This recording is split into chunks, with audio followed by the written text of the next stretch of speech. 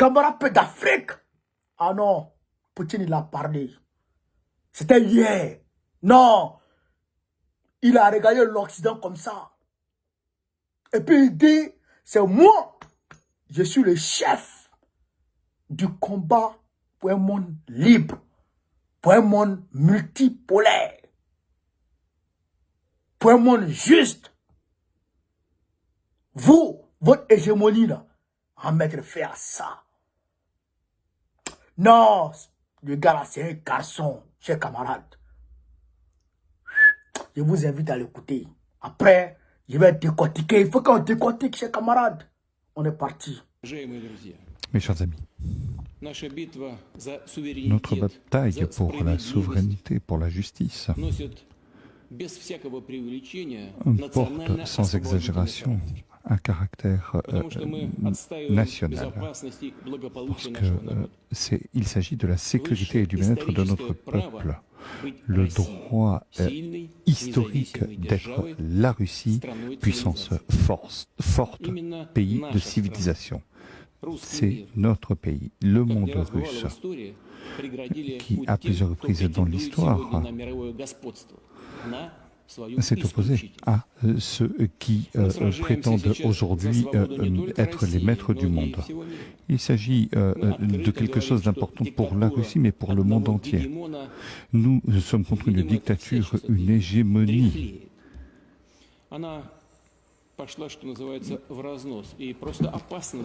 Elle est dangereuse pour nous tous. Et la majorité du monde le comprend. Mais je le répète, c'est notre pays qui aujourd'hui aux avant-postes de la justice mondiale. Et je souligne que sans une Russie souveraine, eh bien, il n'y a pas d'ordre mondial possible. Nous connaissons la menace qui se pose. Aujourd'hui,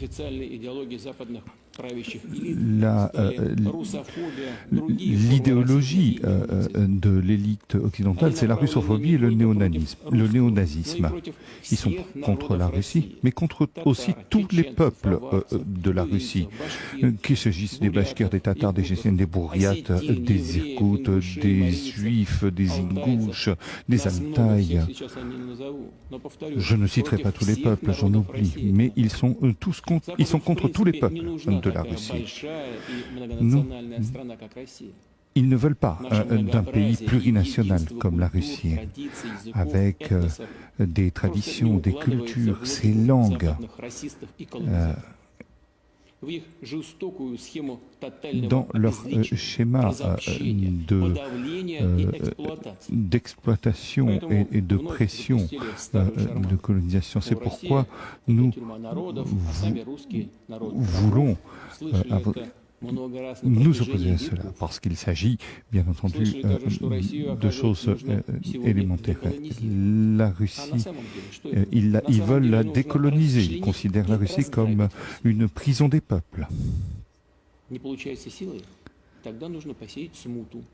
C'est pourquoi il faut nous opposer. Je voudrais souligner que n'importe quelle ingérence de l'extérieur contre ou toute tentative de générer des conflits religieux seront combattues. Nous lutterons contre le terrorisme comme instrument de lutte contre nous. Nous réagirons. Nous avons un grand pays pluriculturel avec des habitudes, des traditions, des cultures et un potentiel énorme qu'il s'agit de renforcer. Il s'agit de renforcer ce grand consensus plurinational. Et je vous demande d'y être attentif. Tous les sujets de la fédération doivent travailler ensemble pour les traditions et nos traditions religieuses notamment. Il s'agit de travailler avec toutes les communautés de la société civile. Nous nous en souviendrons tous. Nous devons tirer les leçons de la révolution de 1917 et de la guerre civile qui s'en est suivie, de la chute de l'Union soviétique en 1991. Il semble que beaucoup de temps ait passé, mais nous voyons aujourd'hui que au XXIe siècle et jusqu'à nos jours, eh bien, les conséquences se font sentir. Certains ont l'illusion du séparatisme, veulent détruire le pouvoir central. Ils sont contre la nation russe. Ils pensent que la chute de l'Empire russe qui suivrait l'Union soviétique pourrait avoir des conséquences heureuses, mais nous n'oublierons jamais cela. Je voudrais souligner une nouvelle fois que toute tentative de haine plurinationale ou religieuse est un crime contre tous les Russes. Nous ne le permettrons pas. Nous ne permettrons pas de diviser la Russie qui doit être une. Et c'est la prière qui est prononcée dans diverses langues. Souvenons-nous des mots de Grigori Bagaslov. Croire en sa mère, c'est quelque chose de saint, mais pas en sa mère personnelle, sa mère commune, à savoir la patrie. Mes chers collègues,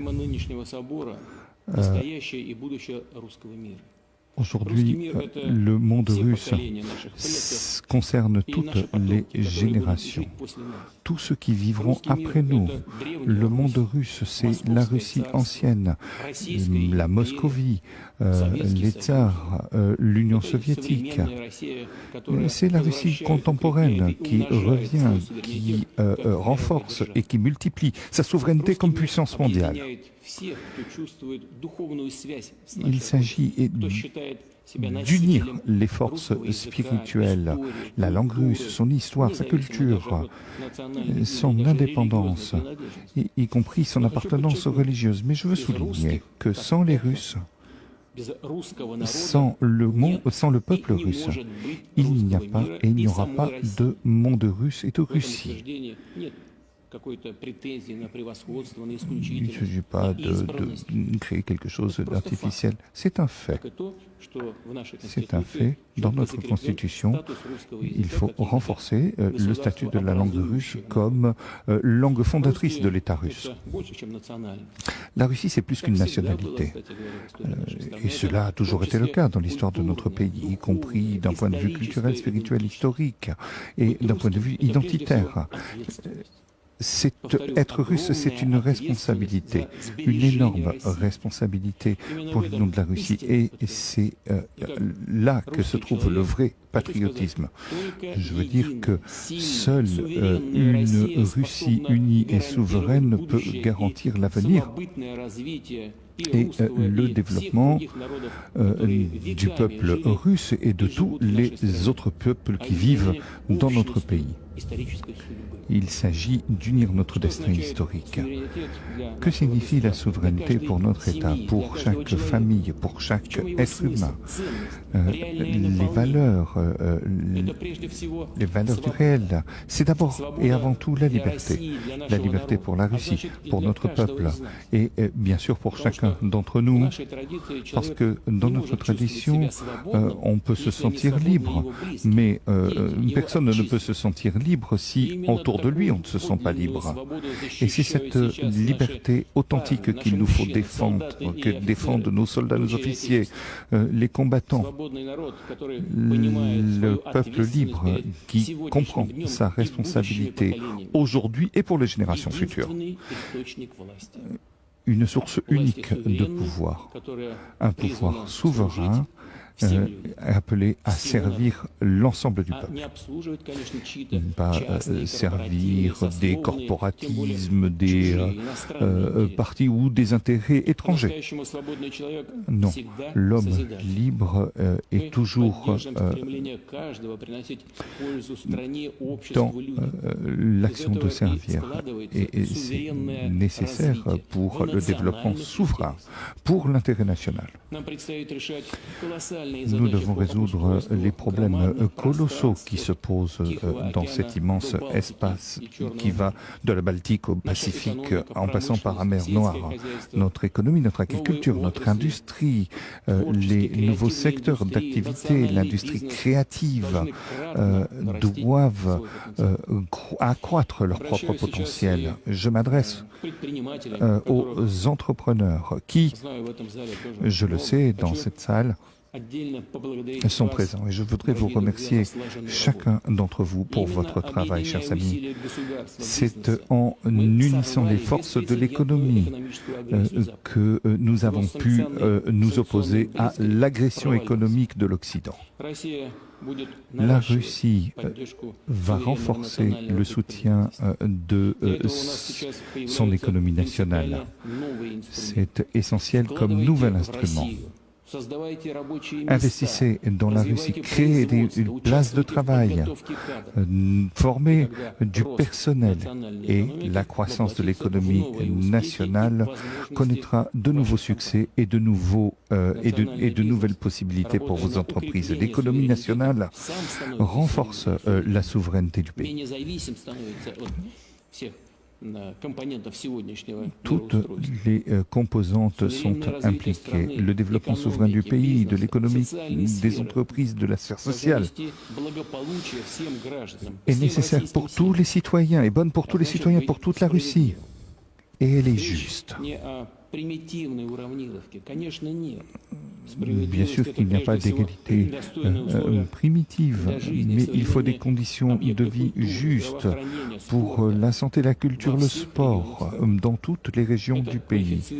C'est ce que nous faisons dans le cadre avec l'ensemble des personnels, les ingénieurs, les médecins, les acteurs de la culture, chaque spécialiste volontaire.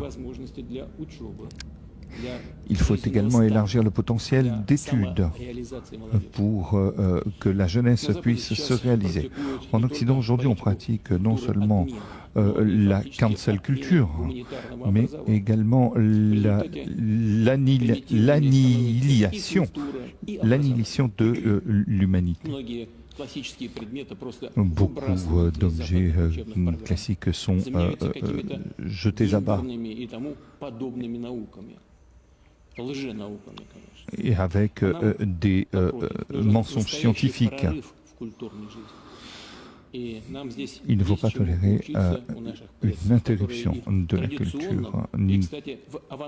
Il s'agit de s'appuyer sur une culture. Je suis convaincu que la souveraineté du pays, le renforcement de son rôle dans le monde ne sera pas possible sans une véritable expression de la culture dans toutes ses composantes. Et bien sûr, il est important de tout faire pour donc renforcer l'éducation classique. À cet égard, nos universités, nos écoles doivent être ouvertes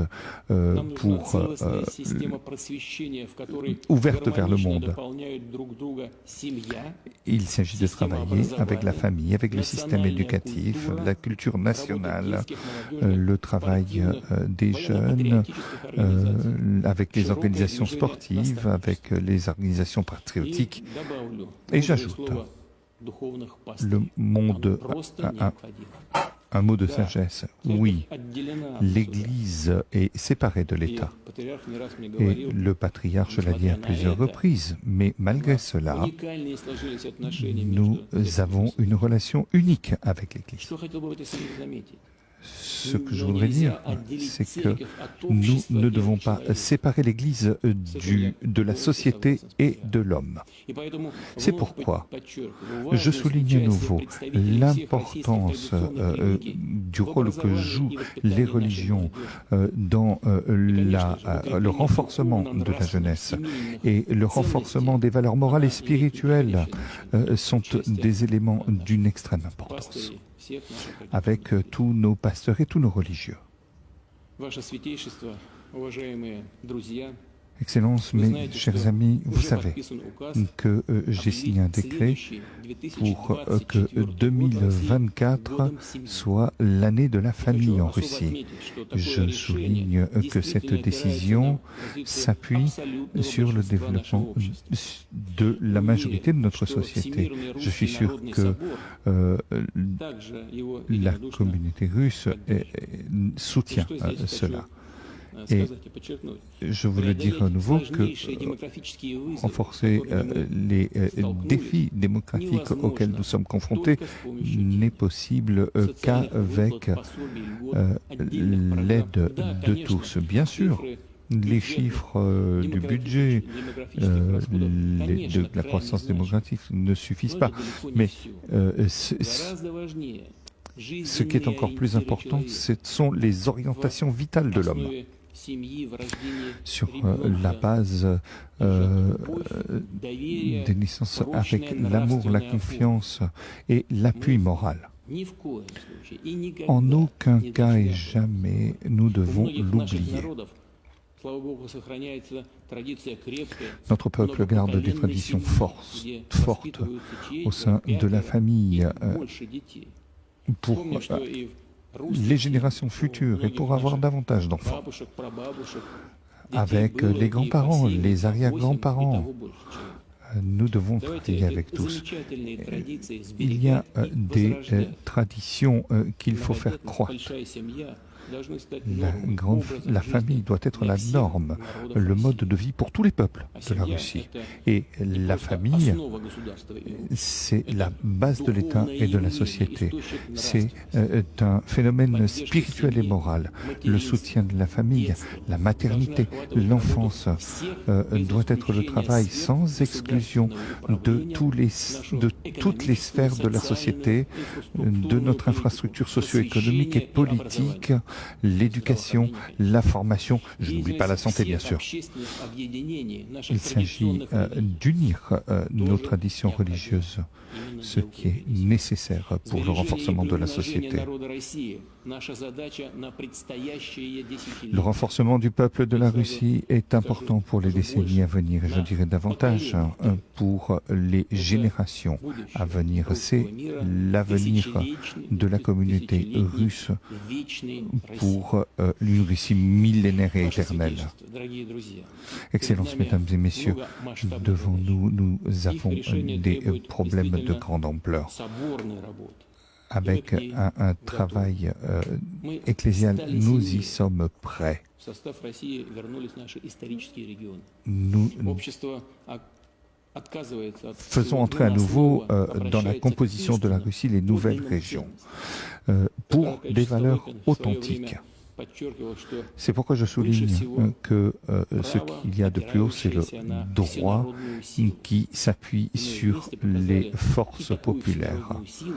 La force populaire et la volonté populaire, la volonté de défendre nos intérêts, les intérêts du peuple de la Russie, les intérêts fondamentaux du peuple de la Russie, avec une souveraineté renforcée. C'est pourquoi nous devons travailler avec la famille pour le bien de l'État. La Russie, je voudrais vous remercier tous. Je voudrais vous remercier pour votre élan patriotique. Et je félicite donc, je vous souhaite une bonne fête. Je voudrais féliciter le patriarche de Moscou et de toutes les Russies, le patriarche Cyril. Vous avez fait beaucoup pour la Russie et comme nous le savons, beaucoup ont fait donc, au sein de l'Église orthodoxe pour construire un projet social, un projet créatif.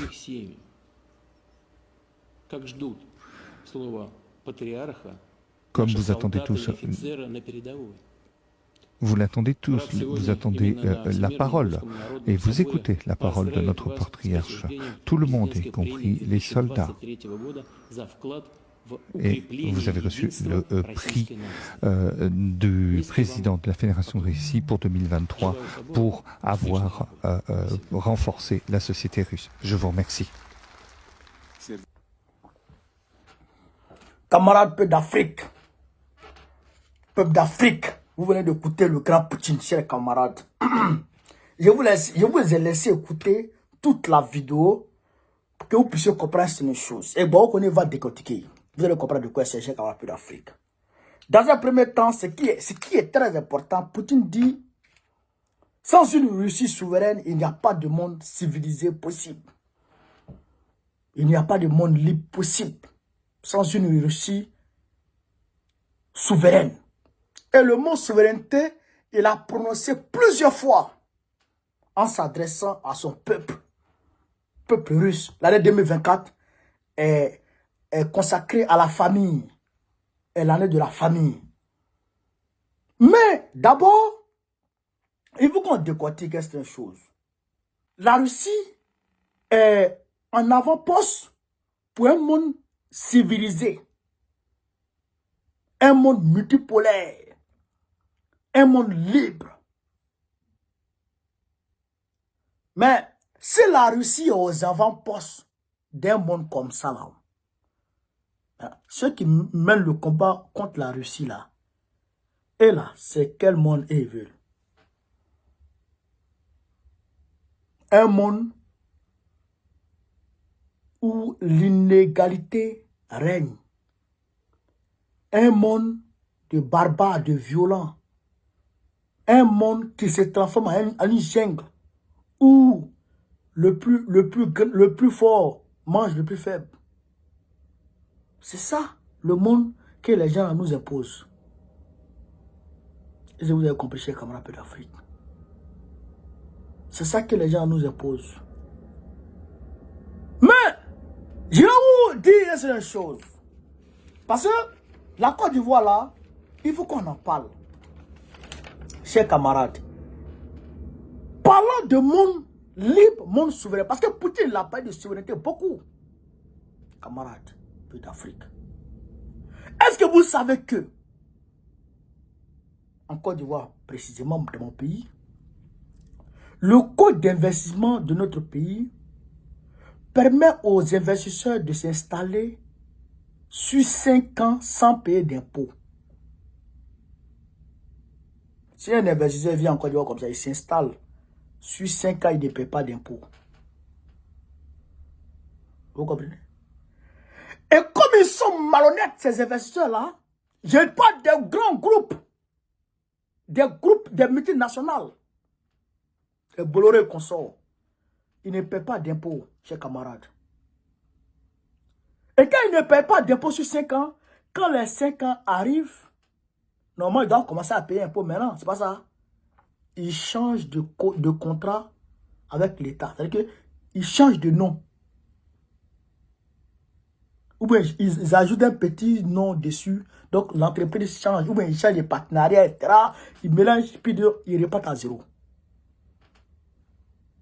Camarades, voilà comment ils ne paient pas d'impôts en Côte d'Ivoire. En plus des contrats qu'il y a, en plus des conventions qu'il y a avec la France. Et ils sont exonérés de la TVA. Ils ne payent pas de TVA. Et comme ils ne payent pas de TVA, quand ils achètent à leurs fournisseurs des produits dont ils ont besoin et que le fournisseur prélève la TVA dessus, sur ce qu'ils ont acheté là, hein. Ils ont acheté peut-être un sac de riz, le vendeur a pris la TVA dessus.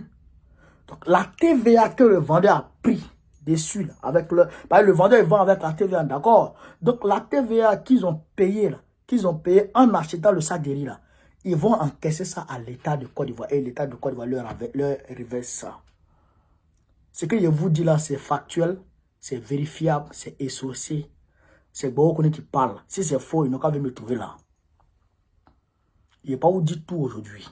Je vais vous dire J'ai fait une vidéo spéciale où j'ai décortiqué tout ça chez camarades pays d'Afrique. Vous allez attraper vos têtes, vous allez commencer à pleurer vous seul. C'est pourquoi Poutine dit il faut lutter. Il faut lutter. Il faut lutter. Parce que Alcine avait vendu la Russie. Alcine avait vendu la Russie aux États-Unis. Les entreprises pétrolières, gazières de la Russie avaient été privatisées. Comme Dragan Ouattara a privatisé nos entreprises en Côte d'Ivoire. Et Gorbatchev est venu, Gorbatchev va continuer. Lui-même, il a été prix Nobel de paix. C'est Poutine qui est venu redresser l'économie de la Russie. Sinon, la Russie était morte. Il nous faut un homme en Côte d'Ivoire pour redresser l'économie de notre Côte d'Ivoire. Il s'appelle Laurent Gbagbo. Chers camarades pays d'Afrique. Vive l'Afrique libre. Vive la Russie. Vive tous les présidents panafricains. Gbagbo, président de la Côte d'Ivoire en 2025. Chers camarades, on est ensemble. Merci les gars. Partagez la vidéo.